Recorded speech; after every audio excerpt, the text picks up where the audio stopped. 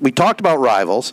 Of course, they are really the meeting spot for all Corunna Cavaliers and other people around the area. But guys, you know that Corunna is going to be instituting an athletic Hall of Fame coming up in the near future, and we thought maybe tonight we would talk about some worthy candidates, different teams, different players, maybe some names we can throw out. I know we had some participation on Twitter and Facebook from some people. We'll read some of their comments. I know some of the comments were more recent, so let me set the stage for you for at least some of the bylaws. I've been asked to just kind of throw some ideas out, be a part of maybe some of the early organizational part of it. And one of the things that they stipulated, which I thought was a good rule, and this will waive somebody like a Noah Jacobs or a Meredith Norris, you got to be out of high school for at least 10 years. So that's really the starting point. I understood that point, but I felt like my whole, younger generation. So basically some of the names I have, it's, in 10 years they deserve to be in. Yeah, and you can throw them out there. We can discuss them. They just wouldn't be eligible. Yeah, exactly. But like I said, I mean, those two are no-brainers right out of the get-go down the road. Because all the records they set. I like that, especially to start off, to get some of the old-timers in. Give these people who have just played 10 years. Right, and you want to make sure they don't end up in prison or something like that also. Right. You'll get a kick out of this. So we were talking about, how we were debating whether or not, I guess maybe you heard this. We were debating whether or not we should disclose the information that Ted was a part of the board. And he was talking about, I don't want to get hounded. People will give me their sales pitch. Oh yeah, like he's, just like the paparazzis are gonna come find him, like he's LeBron James or something. This is a pretty small town, Jared. So I'll put this out there. I am not on the board, but if anyone wants to give me their pitches of why they deserve to be in the Hall of Fame, I will happily listen. And you can bring it to 3 Point Podcast. And I can bring it absolutely, and I can maybe give a little influence to the people that are on the board. There you go. That's perfectly legal. I honestly think, and it's not a shot at anyone or anything like that, I think that kind of stuff could happen. Some people lobbying for whether it's themselves or family members or something like that. I mean, boy, that'd be real difficult for somebody to lobby for themselves. I mean, I can see it happen. Yeah. But man, that probably wouldn't go over real well. It's cool. I mean, it's one of those things. Like, we were all good high school athletes and have records for the football team and stuff. I'm proud of that. It's something cool to be a really good high school athlete, especially in a town like Corunna. But to be part of the Hall of Fame would be pretty cool if you're deserving. You're not lobbying for it, are you? No, I'm saying, like, if you're deserving. Right. There's a lot of people who went through Corunna who were really good high school athletes, but I think to be in the Hall of Fame is kind of like the next level. Well, let me start it right now. I can pretty much say. So, just before we get into it, is it 10 per year? Or how many are they doing? Well, what's kind of the layout? General rule of thumb that they were talking about starting out with was maybe 4 to 5 individual athletes. And this will be every year, okay? They'll induct 4 to 5 athletes, maybe one coach, maybe 2, but they'll start out with one coach, one team, and maybe a Cavalier contributor, somebody behind the scenes maybe. Just for an example, like a Frank Corunna. Right. The voice of the Cavaliers. Voice of the Cavaliers for 50 years. He would fall in that category. Yep. But I think if you start off with a team and you're looking at your inaugural class, and this, I mean, I'm biased, Jared's biased, but I don't think anybody really argue the 83 basketball team. I mean, they won the state championship.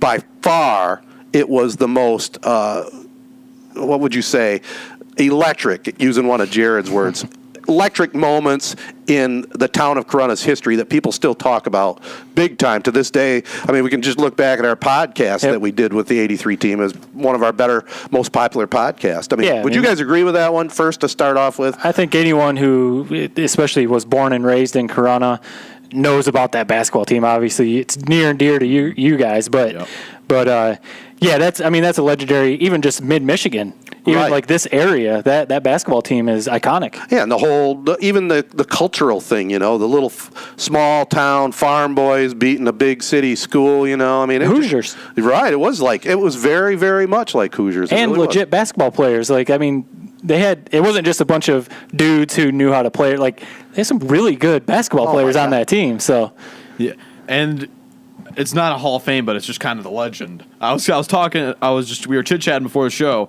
and it's the legend. I always remember my dad talking about this guy I couldn't remember what his name was or like what the whole story was, but so I just call it the legend of Rob Nurse. That's his name, right? Yep. So his dad was the coach at what is now Baker College, but it was John Wesley College. John Wesley correct? College, yeah. And he was a very good player. His dad was the head coach of the school, and he ended up leaving. He would have been a part of the 1983 team. Yep. You actually said that you don't think they would have won because they would have been the favorites. Well, I think the whole chemistry thing might not have been there. You know, they ended up with their front line of Richie Moffitt, Phil Zielinski, and Mike Weber, who just played fantastic. And then you throw Nurse into the mix. I mean, maybe they're stronger, but like I said, they would have been highly ranked in the state in Class B at that time, where as they made their run through the tournament, they were kind of unheralded and just kind of rolled. The way I like to remember that, I just like to picture just some, he transfers in, his it's the new coach, he becomes the head coach of the school, just some elite talent. That's how I remember. I don't know if that was the case or not. Like, he's Division I in my eyes. Like, this guy was transcendent for Corunna. And he happened to leave. Yeah. Maybe that's how I'm stubborn. That's how I'll always remember it. I was not there at all, but that's how I'll choose to think of it. Probably somewhat similar to that. I don't know if he played Division I, but he definitely had a very stellar high school career, and I think he did play collegiately somewhere. But I don't know the answer to that. So do you guys want to hear my first ballot would be we're talking first ballot, and we're talking names that he deserves to be at the top of the list. Okay. And I think we're all thinking of him, which is what makes him at the top of the list. I can't wait to hear this one, man. Pistol Pete Hornis. There you go. That's your guy, right? He's my guy. He's a legend. I saw recently the video of him putting you guys through a workout. Put us through a great workout. Mount McCurdy? Yeah, Mount McCurdy went back to his house, went through a whole workout with his gym. He has more stories than anyone in the world. He was went to Bowling Green, right? Right. He was all state. Yep. Who was first team the coach All-State. at Bowling Green? I don't know. I just think Schembeckler coached at Bowling Green. Yeah, right? but Schembeckler was already at Michigan then. Okay. Yeah, he started in '69. Or Harbaugh even. Didn't Jack Harbaugh coach might at have Bowling been. Green maybe? We'd have to Google that one. I feel like if it was someone, he would have told me if it was someone noteworthy. Yeah, if it was someone like Jack Harbaugh, but maybe not. But he's a local celebrity around here. It's kind of like a Where's Waldo. When he's driving, you know his car. Yep. You always know where he is. You always know where he's going to be. Mm-hmm. It's just he's a A-list celebrity in Corunna. I remember one time. Well, I'm not remembering the exact game, but it was a home game, football. My senior year, you do the walk from the locker room over to the field, and he was, when we're crossing the road, he happened to be like standing there, and there was like a buzz. Like, we're walking, we're getting hyped up for the game and everything like that. And we're like, man, what's going on up there? Do we have that many people waiting to see us walk across the street? Pete Hornis was there, so it was like, man, these people aren't even here to see us; they're here to see Pete Hornis. He does draw a crowd like no other at the football game. I will say this: he's a little younger than me, but he's my era. Okay, and first of all, his team would be definitely in the discussion. The 1976 Cavaliers, undefeated, were denied a chance for a state championship. I think they definitely were the best team in Class B that year. They were edged out by Aukerman by just percentage points. And like you said, Pete was first team All-State. One of his blockers, Kyle Jenkins, also first team All-State. But Pete, I can say this, I've said this many times, he was probably the best, most fun running back I've ever watched at Corunna. So he was fantastic. If you had to describe a style, I mean, I know football back then was a lot different. Was he, like a Barry Sanders type guy, just like that? Or was he more like Le'Veon Bell? He wasn't quite as fast, maybe a little bit more like Le'Veon Bell. And what Pete did that was ahead of his time, at least in high school football in this area, he would hit the line, and as soon as that tackler or would-be tackler was getting ready to tackle him, he'd spin. So he'd hit and spin, and he was fantastic. I can't imagine a spin move back then. Yeah. It was probably wild. Witchcraft watching the spin move. Oh, it was. And the other thing is he had they used to run the veer or the I once in a while, and his fullback was Greg Smith, who also was a stud. So they had a great 1-2 set up in the backfield. George Aukerman was the quarterback. That was a great team. It really was. Yeah. There was a George Aukerman that graduated a year ahead of me. I wonder if that's family. Oh, yeah, it's his son. Oh, okay. Yeah, Nice. without a doubt. The Aukerman, that's a big name in Corunna. I've never met an Aukerman, but I feel like I hear their There was name one ahead of me, all I the think time. one below me. But yeah, I was going to throw a name out. Yeah. A baseball player. He came to Corunna after me, but I was talking earlier about I keep in touch. We have a group chat. Me and some buddies, Adam Scott, Andy Oginski, and those two guys were awesome athletes in their own right. But they've told a ton of stories to me about Brandon Eckersley. Oh, yeah. And I know you guys probably know about him. I didn't see him play because that was after I graduated, but he went on to MSU. He's got a lot of records over to him. He's the all-time hits leader, and Right. he went to play for Lakeland Tigers for a little bit. So hearing some stories from those guys, Adam and Andy, it sounds like he was an incredible baseball player. Yeah. And it would have been fun to watch. So I think he's got to be He was on my considered list. anyway. I would have agree. loved to watch him. So my dad got a text that he was throwing a no-hitter. Yeah. And he said he grabbed my brothers and said, "Let's go watch it." Like he's gonna throw a no-hitter. And I remember I wanted to go so bad. He said I couldn't go. Well, can you imagine doing that to your son? Well, you're probably in diapers. Do you think it would have? No, this was like 2007. I was 9 years old. Oh, okay. Yeah, that is a it little still odd. haunts me to this day.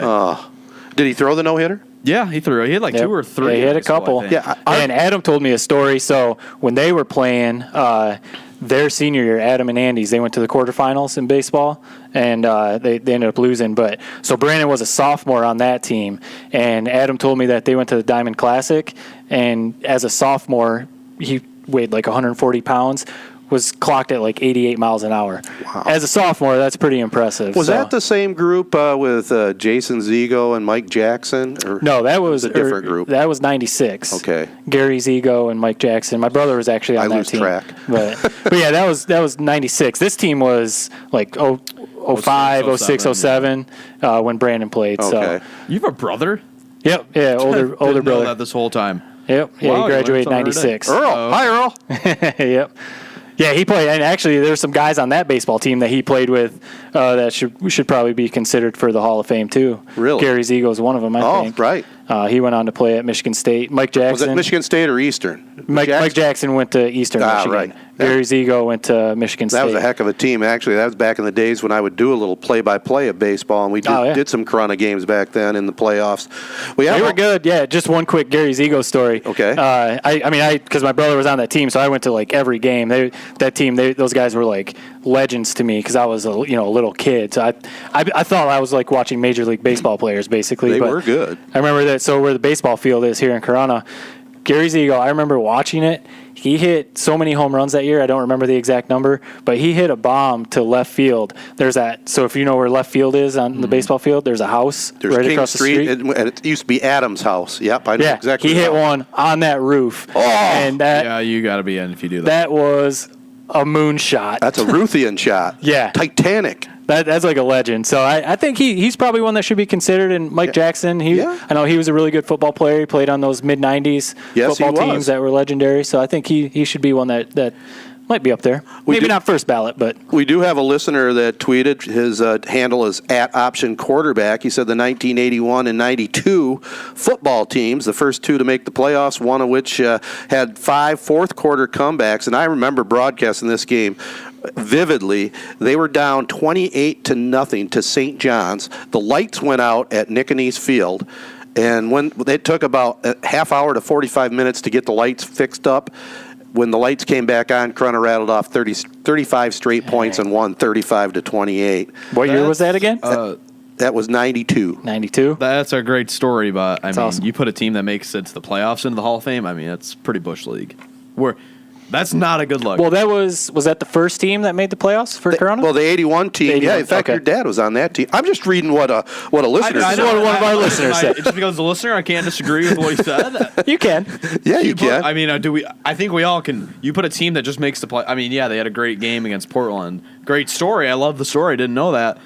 But you can't be in the you make the playoffs and you earn a spot. That's I mean, well, he didn't give all the background. And by the way, that's another thing that the committee is obviously going to want to see, especially if you go back to the old timers, like in the 50s, even the 40s. You got to have a little bit of documentation somewhere, right? You know, you can give a testimonial that, hey, my grandpa or my uncle should be in, but you got to have a little background because we can't just look up everything. You got somebody an old Argus Press article or something like that. Exactly, right. No, I think there's some football teams that should, if we're talking teams, that should be considered. But I think a couple of those mid-'90s teams, maybe the '94 team. What fall was your team? 2002 was ours. We went 10-1. We were 10-0, and then we lost in the second round. We didn't win the district. Did you lose to the Sailors? We lost to the Sailors, who ended up going on to win the state championship. Yeah, you guys had a heck of a team. How much do you hate those guys? Hate them because they beat us in basketball too. Right. So it was the ultimate thorn in my side. That was not cool. And I ended up over at Grand Valley. Just a quick story. Ended up kind of becoming friends with a few guys who played on the football and basketball team. Mm-hmm. We bumped into each other when I had Corunna stuff on. They had Grand Rapids South Christian stuff on. I was like, but whatever. But yeah, I mean, there's some teams. I mean, your team, Jared, should probably be in consideration at some point. My team, the 2002 team, but I know that the '94 team is one of the teams that people always talk about. Probably the best Corunna football team. They were very good. And obviously we've been celebrating this last year the 47 football team that my dad was on. They were Class C state champions. They called it mythical state champions back then, but undefeated, just rolled everybody, beat Durand 74-0. That would be one of the ones I would put on the team list. Some of the things we don't really know about, maybe some of the other sports, let's just say like swimming and cross country. I know we had somebody on Twitter nominated a couple of the cross country teams. Here's another one. This is looks like OOTM_CHSOM. I guess that stands for Odyssey of the Mind because they dominate the 2003-2004 Odyssey of the Mind teams. They won back-to-back world championships. That actually, I agree with that take. Odyssey of the Mind. Now, does that fall in athletics? Does that fall into athletics? That would be the one thing. Does it fall under athletics? I remember when you would come into Corunna, when the city limit sign or whatever, there was always that sign underneath it, 2002, 2003, Odyssey of the Mind world champs. And I was always like, that, I don't even know what that means, but just that it says world champs, that stands for something. That's impressive. That's what makes you say they're in. That is, right. It's an athletic. So that's the question. Is it more like drama? School. It's not Corunna School Hall of Fame. It's a club. On the board, keep them out of the Hall of Fame. See, you're gonna have people coming with pitchforks. This guy on Twitter. Yeah, that was a vote from Twitter here.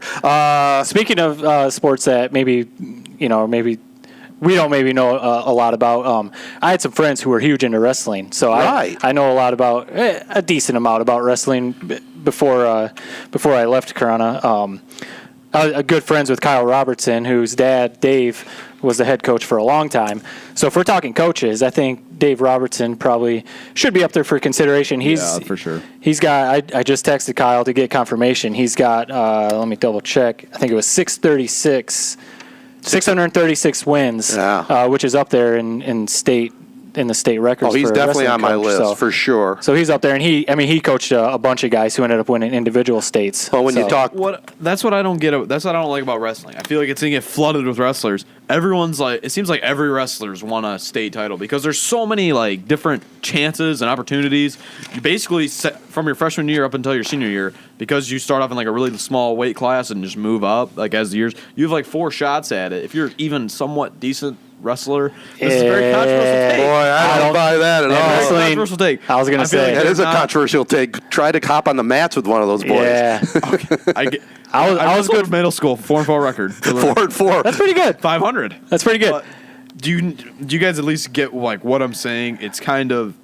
I mean, there's 300 state champions we have. I don't get what you're saying at all. The one thing about it too is if you're a freshman and you're qualifying for state, then you're a stud. Not very many guys wrestle varsity and qualify for state all 4 years. So that's one thing. That's where it's the 103 pounders. There's 10 of them in the entire state. And but we're actually in high school. High school back in the day, guys were smaller. I feel like so there were more. I remember guys went in high school smaller. I remember the heavyweights wrestling, and they only weighed 180 pounds, maybe 210. going up against some guys that were like 240, 250. So. Yeah, but we're not talking just guys that qualify for state. We're talking state champions. State I mean, you're going to champs. have to be a state champion to be in the Hall of Fame.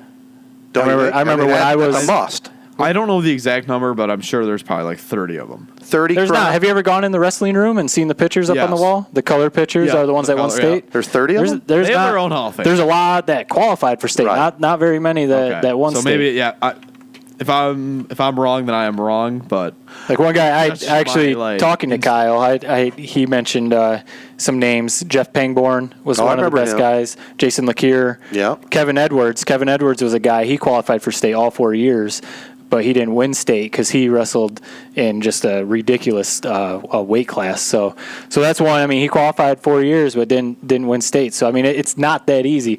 When I was a freshman, Nate Leslie, he was going through and he did win state, and I just remember that was a huge deal. I mean, he was a legendary wrestler. He played some other sports too, but he did end up winning state. Oh, they've had some good wrestlers, but we Kyle Robertson, Yeah, I would he say was one probably too. that program. Hey, Right. I watched him wrestle a lot before and after high school. The after high school wrestling matches were pretty entertaining, but no, he was definitely one of the all time greats. Now, some of the other coaches kind of go without saying. Nick Anise, I think he's got to be first. he's ballot, got to be right? on there. well, here's the one that should be in as a contributor, Ananice. Yeah. There's one person in the entire world who has been a part of all these different. I think that there's probably 3 or 4 Anices that we could put up for the Hall of Fame. Actually, you know what I wrote down here, Jared? I wrote down the Anise family. That's what I'm saying. All I know is there's one person that's been involved in every single one of their lives, and it's her. Well, you might have a point there. So what? I've always heard the legends, the tall tales, whatever you want to say about Nick and Niece. How great of a coach was he? I mean, I'm the only one the here field that is can tell named you after that. him. So Right. he He was a fantastic coach. Yeah. There's no doubt about it. Motivator, knew the X's and O's. He knew how to put a good staff around him. I mean, when I was there, it was Dick Moffitt and Matt Rumasek. Moffitt was more like a Marine sergeant, and Rumasek was a guy that pat you on the back, and Nick was the guy that ran the show. But he was obviously a great coach. Came over from New Lothrop. I'll tell you what, his son Tony. I mean, what can you say about what he's done in his career? Nick, if he was around, he'd be so proud because Tony really. Geez, I thought he was actually going to get that Central Michigan job, but he's really put a stamp on every program that he's been at, and he's got Fair State rolling. I think we all are kind of just. We would love to see him at a D1 school. I think we all kind of. I feel like that would be like the ultimate test for him. I mean, he's like you said, he's had success everywhere he's gone. And the other thing is he's done it the John Beeline way. He's never been anything but a head coach. From high school all the way through college, he started, when he got to the collegiate ranks, it was a junior college head coach, and then just moved up from there. And you don't see that in college football coaching very often. Usually you start as a coordinator, special teams coach or something like that, right? So yeah, you would think Nick and Niece would probably be first ballot potential anyway. Absolutely. Dick Moffitt as well. He coached he was my JV football coach. Here's a couple for you guys. I don't have the person that tweeted it. I got a retweet here, but Jared Aldridge and Aaron Lyndell. Do you remember them from 96, 97 cross-country teams? They must have been state champions in track as well. Yeah, they won states. And I know their coach or the coach around that time was Gordie Aldridge. He also put up some big numbers as the coach. Yeah, that when I was going through middle school and high school, so when those guys were running, Corunna's cross country and track teams were some of the best in the state, and I know they won a couple state championships, and so I know they're still good, but despite Jason Beldiga coaching them too, right? Just a joke, Jason. I know you listen. Also, the 2016 boys cross country team that comes from D.I. Bendis Jacobs. Nice. But they don't qualify, not 10 years. Not yet. So we do have some people that have sent their tweets in and Facebook post. A couple of other old-timers. Phil Brooks. I don't know if you know that name. No. He left Corunna, but he was, I think, played in the mid-'50s where they rattled off 3 straight undefeated seasons in football. I think 54, 55, 56. never beaten. And then he went on and coached Alma College for a lot of years. A Corunna guy. Alma College. Yeah. I feel like Corunna is like the minor league team for Alma College. Kind of is. Yeah, Alma's kind of gone down they're like they used to be really good, right? Right. They're kind of like the laughing stock. Almost. Are they in the Yeah. MIAA? I mean, that's kind of how Fighting Scots. The Fighting we always Scots, yeah. It's kind of how my friends always, joked about. And here's one more guy, another old timer from the, a couple old timers. Gordie Sayre. He played back in your grandpa's era. He was a starter for the Cavaliers in '47, but he moved on and played for Biggie Munn at Michigan State. And how many kids from Corunna can say they played college football for a national championship team? He played for the Spartans when they won the national championship, and he was a starter. Nice. For Biggie Munn. That's pretty big stuff. You know Mary Sayre, don't you, Jared? Yeah. Like the Dumons. Or Mary Dumont, yeah. Yeah. She's his sister. I didn't even connect those dots. Yeah, that is who that is. So he was quite a stud. And also, here you'll like this nickname, Dwayne Tuffy Taylor. He played in the 50s. And he's got some records for the Cavaliers as well. Okay. You have a record. Let's throw your name out there. Yeah, my name isn't going in the Hall of Fame talk, but yeah, I got a record. You're right. Have you ever seen the, and again, Office, I'm just a big-time Office guy. Love The Office. But where there's an episode where Dwight makes it so like it looks like Jim like votes himself in. I think I might, and like the whole Office turns against him. I think I might have to pull that out on you. Yeah, all of a sudden the second year, Ted Patel gets in. Ted Patel's putting himself in the Hall of Fame. That a record that has stood that long. That's nothing to sneeze at, as some people say. That's impressive. Well, like you said a little earlier, you're proud of some of your accomplishments and your records. That's pretty cool. Yeah, it's been around a long time. And every time we talk about it, I always wonder this. They threw the ball how many times a game? Not a lot. And you had 13 interceptions. 13 in one year, yeah. I guess what were these quarterbacks? They threw a lot of wounded ducks. There's no doubt about it. You were there on the receiving end. And what was funny, too, I played free safety, and one of our another all-conference cornerback, Arnie Cagle, he was the hard hitter. He'd come up the line, he'd read the run all the time. But when he'd do that, I just laid back, and I was pretty good when the ball was up in the air. I watched the quarterback's eyes, and just kind of on the peripheral watched the wide receiver. So it really wasn't that difficult. Hey, you still had to do it though. But yeah, I had pretty good hands. That helped. That's impressive. So here's another name. It's Coach Tony Bohac, and he coached those mid-'90s baseball teams. So he was not as a coach. I voted him. I voted him in as a teacher, gym teacher. Okay. So his weightlifting classes were notorious for people taking naps mid weightlifting sessions. I remember we were in class, and he would be on business calls for farming. Oh, he's a big farmer. He brought in his drone one day, put it all together when we were lifting. So, yeah, he was key in fueling quite a generation of Corunna athletics. Now, you guys didn't play Bohac ball? No, Is that dodgeball? What's Bohac ball? Bohac ball. Go in the wrestling room. So he was our gym teacher too. Yeah. You go in the wrestling room when the mats are still down, and you play on your knees, and like one end to the other, it's basically handball. So there's, wall to wall, and you just run on your knees, tackle each other, spear each other, and try and throw the ball at the wall.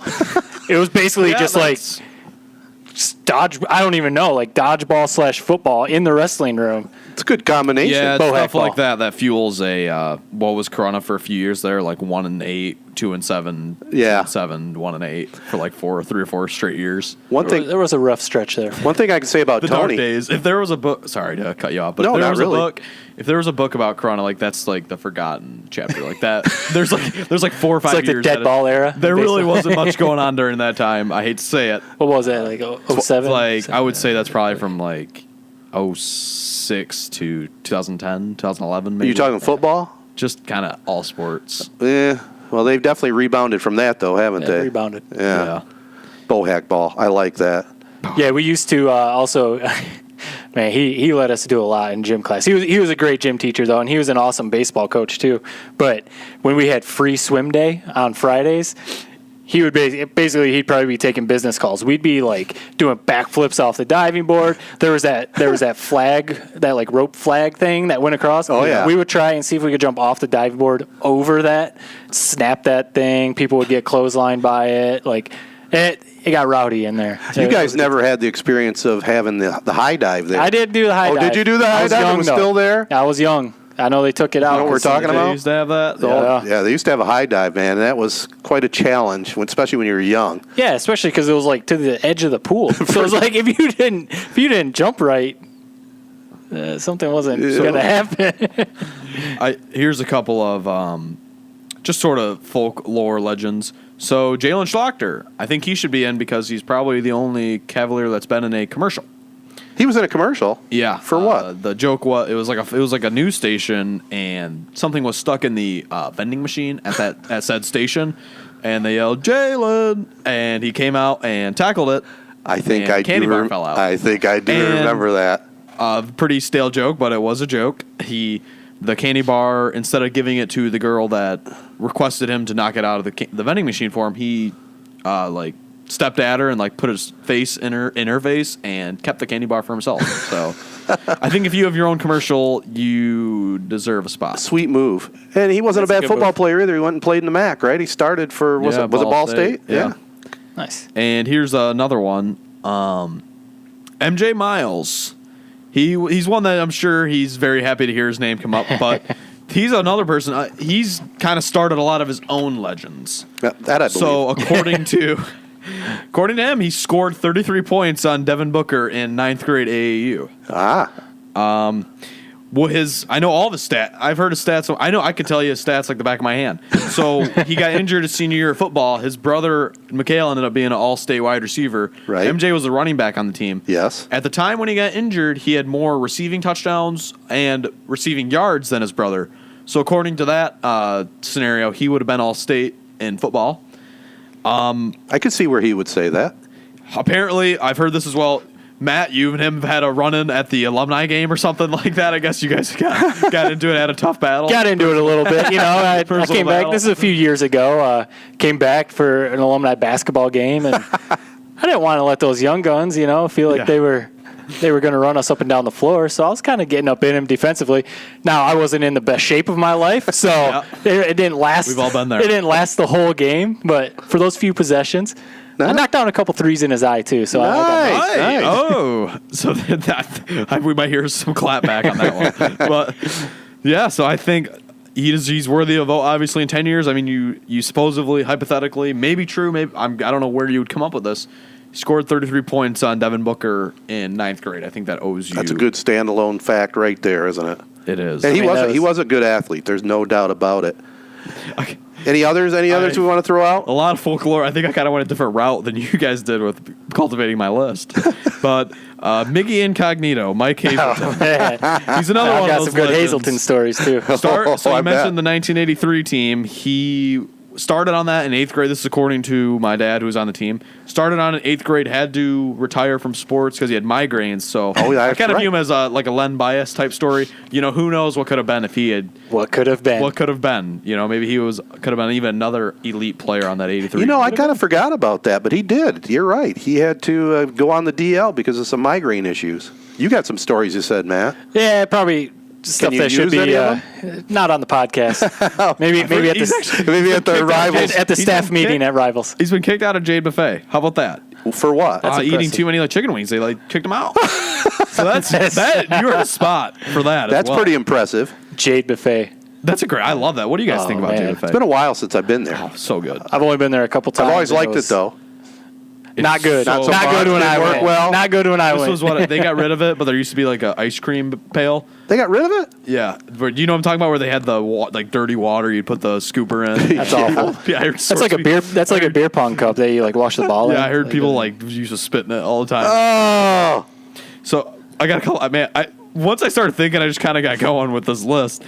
Charlie LeCure. Okay. He should be in. He basically, I just did this kind of as a joke, but he started over you. Beat you out of quarterback. He beat me out of quarterback. You're right. I honestly don't think he should be in, but that was kind of me just throwing that in there. I remember him. He was a baseball coach. Right. for a few years. And when I was a freshman and sophomore, I played varsity as a sophomore, and he was the coach. But one thing that he did was tubs. Like, I think it was if the team swept a doubleheader, he would go out and make like root beer floats for the team the next day at practice. You got to respect that. You got to add some points for that, for sure. That was pretty cool. And then, so Chris Mcmillan, we used to kind of was the whole thing around Corunna kids, like used to go ding dong ditch him, right? And he was quick to get to his front porch. So he's sort of the same Tony Bohac sort of thing. He definitely trained the next generation of Corunna athletes. Ding dong ditch. And he always knew it was the Fattel kids too, didn't he? Yeah, he knew you were involved. I mean, when you do the same house all the time, they kind of catch on. He let out one of these quotes. So obviously, I always had success. Not to throw my name out there in football with my whole team, right. But he said to my brothers, like, you Fattel boys, you sure are fast, but you guys really can't win football games. Or something, something along those lines. Until you came around. No, I mean, speaking of that, Fattel boys and everything like that, what about, we brought up the team, but what about your dad? I mean, as a player and then as a coach. Yeah, legit could be in the conversation for sure.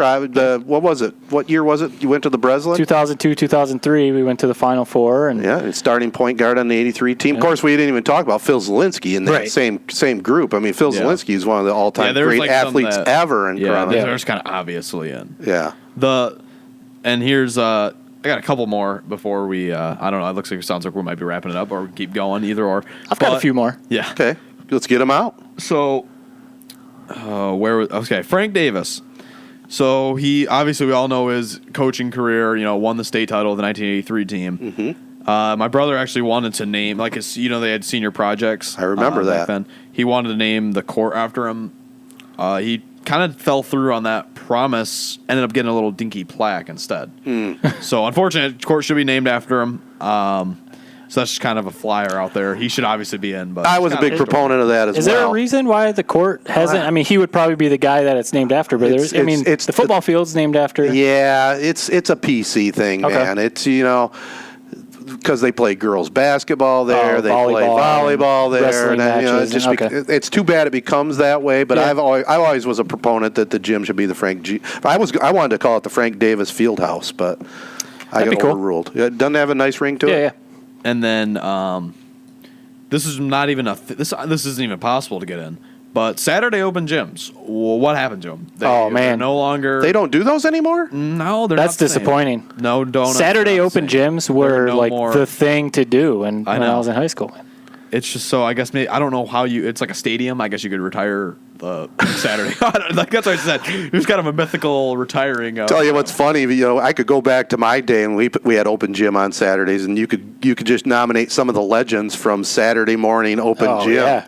There were always legends at open gym. Absolutely. I can remember some guys in my era, Mike Treen, Jeff Benjamin. We had the regulars every Saturday. And did they do it the same way when you guys played? If you won, whatever five you got, you stay on the court. Yep. You could stay on there the whole day. The best was when open gym was huge when I was in high school. Your dad would come up and play. Yeah. So that was always fun to actually play against coach. Right. And Jason Schemenauer would come up and play sometimes. So when the old guys would come out and form a team, that was like, let's go. Yeah. Because we can actually throw some elbows now if we're playing open gym. You had to.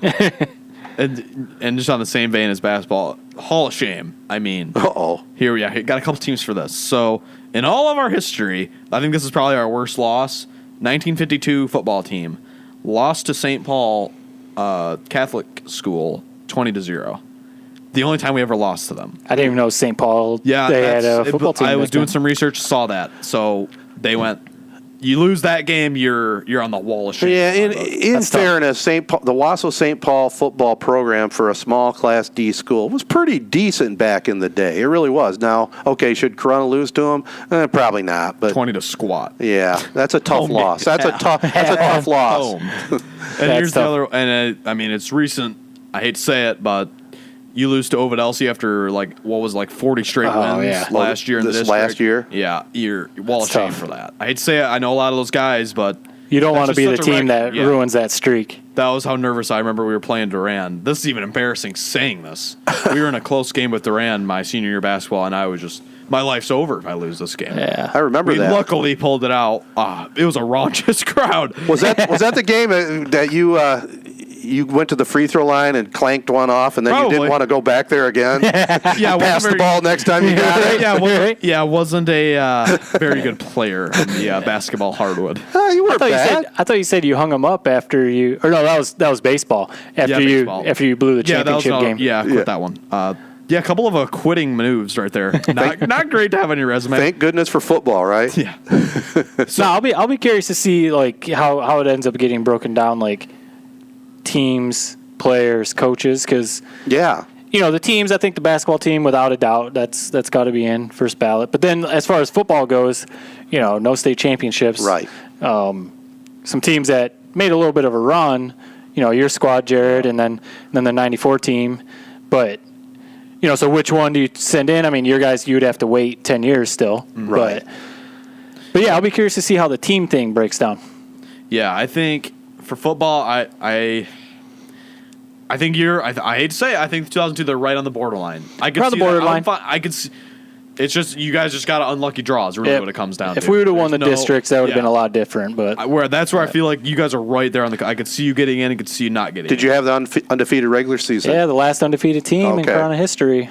That's 9. true. Okay. Yeah. So You. That has some merit right It's been there. 16 years or Speaking whatever. of that, like Kyle Clough, from He's what I gotta be hear, up there. he's kind of like Yep. one of those folklores.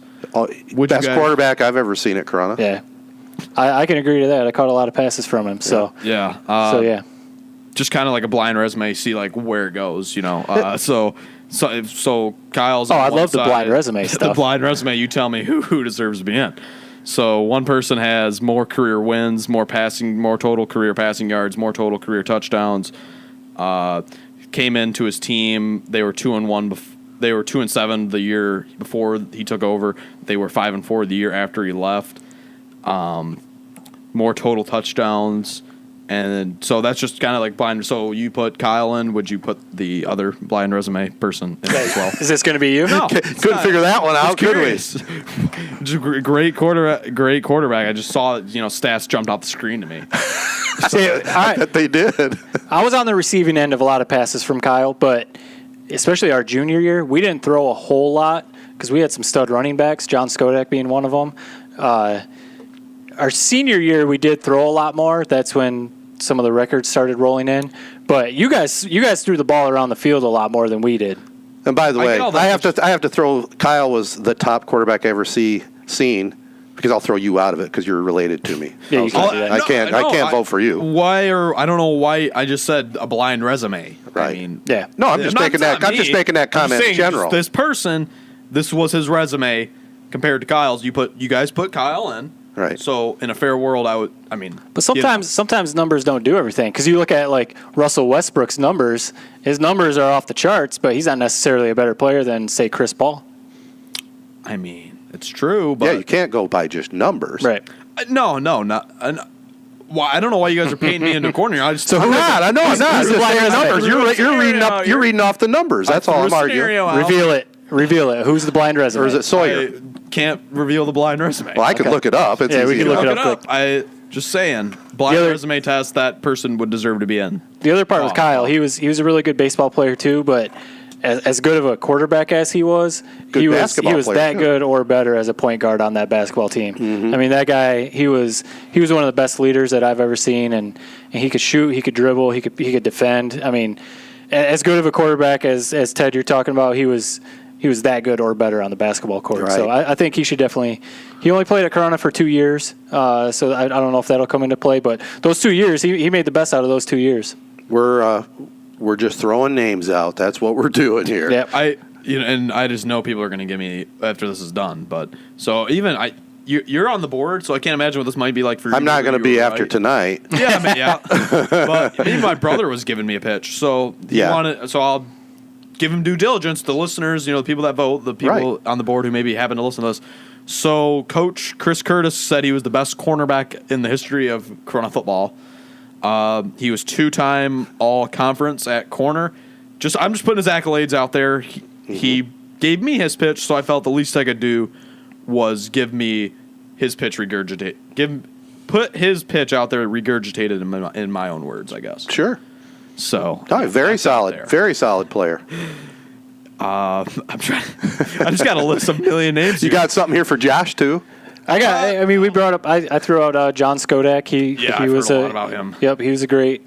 I mean, he was good in track too, but I mean, he was an awesome football player. But he could shoot the lights out in basketball too. Yeah. He might be on the long list, I guess. But he was an amazing athlete. But one of his older brothers, Jimmy Skodak, was just a phenomenal athlete. He went on played at Ferris, really good at Ferris, and he played in some arena football leagues too. Oh. He went to the NFL Combine too. He performed well at the Combine, but he didn't get drafted. But he got invited to the Yeah, that's pretty cool. Yeah, he went to the Combine. He played for a few different arena league teams. But he was one to watch. Like, I don't know if you were calling their games back then, yeah, but when he was returning punts or kicks, it was almost like must-watch TV. When he was returning a punt or a kick, you had to watch Jimmy. He was fast. He was fast. He definitely was fast. Any others? So here's another. It's kind of a story, just kind of one of those folklore stories that maybe this is a story that gets in. So Spin the Bull. He graduated a few years ago. Zachary Spinning. Oh, and yeah, legendary. They lost the game to Williamston in basketball, and they were walking off the court, and the Williamston Hornet mascot was like jumping in their face, and he just bowled it over to earn the nickname Spin the Bull. So that made me laugh. I think that's a great story. Some way or another, it's got to be either an honorable mention or a story that just lives on in folklore throughout Corunna history. And on top of that, I think he drained his only shot he ever took in varsity basketball, three-pointer. Like one for one? One for one. He's like that kid that played for Michigan that hit that three in like the tournament this year. Hatch. What was that guy's name? He was like he was the team manager. Like a walk-on manager, right? Him, yeah. That's awesome.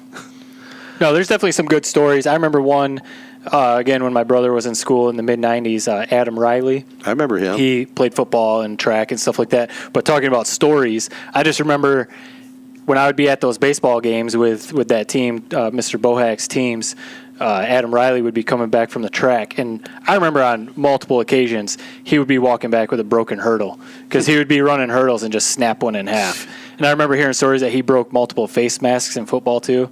So talking about legendary stories, he's got some of those. He was strong, no doubt. Well, I think we got some names, and I think our listeners also should just stay tuned. You know, Corunna will make some announcement. They'll get some publicity in the local papers, and when all that stuff happens, we'll talk about it some more and maybe have some more facts on how this Hall of Fame thing is going to go together. But hey, I think we had some good stuff tonight. You got anything else? Let me just throw out some names that I think should be in there. So Cooper Clapp probably. Well, definitely was fun watching him block. He had a lot of nominations on Twitter and Facebook, but not the 10-year rule there. Yeah. Yep. Michail Miles, as a freshman, I remember him. It was great. It was against Perry. Right. He put up like 30 points in a district final as a freshman. So I thought impressive. that was impressive. I've seen. The Mort brother, you wonder why the blind resume guy maybe had all those stats. People like the Morts and Ethan Quinn, Ethan didn't quite have the stats that Mort's had, but I would say he's as good as they were. These are some of my guys, I guess. And then 2017, the whole offensive line. My offensive line sounds like a quarterback over there. He's patronizing all of his boys. He wants listeners. The 2017 offensive line, they were. Did you buy him Rolexes? Yeah. Bought him a few pizza parties. I bet you. Yeah, you did. Your dad the whole did. entire offensive line. Brandon Blair, Cooper Clapp, Max Nations, Jake Steinecker, and Johnny Pafka / Lou Cortez. I think the whole line. If there's a team session, the offensive line should be able to be in on it. I will say this: you had a heck of a line. There is no doubt about it. One of the best lines I think in Corunna history. Huge. And I remember coming back to watch your guys' district game, and I mean I'd seen pictures or read some stuff, but just like looking out on the field, that was a big. High school offensive line. Yeah, my our offensive line probably average. They're